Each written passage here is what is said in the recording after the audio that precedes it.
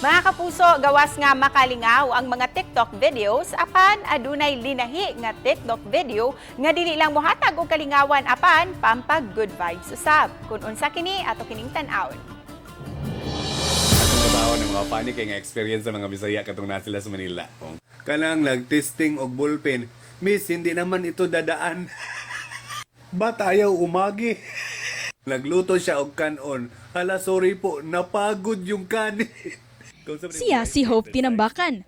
O nga nailaw usab nga si Hope Didoma sa TikTok, kinsalumad nga taga Oroquieta City ug karon nakabase na sa Dumaguete City.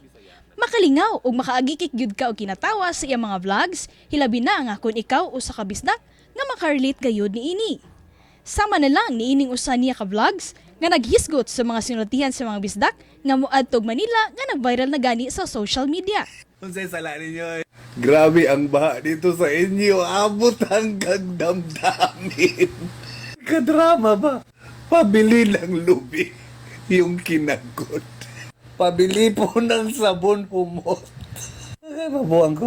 Pabili ng ice. Yung yellow, hindi yung puti. Tama.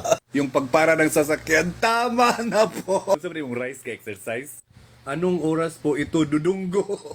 Nay taxi giingnan kog sasakay po kayo ni Ana sab kog hindi po may sugat po ako. Kanang Tinguhan niya nga maghataw kalipay sa tanan, taliwasan na sinating pandemya ug katalagman. Kauban si Klas Gabutin, Orchid Salapingkaw, Balitang Bisdak.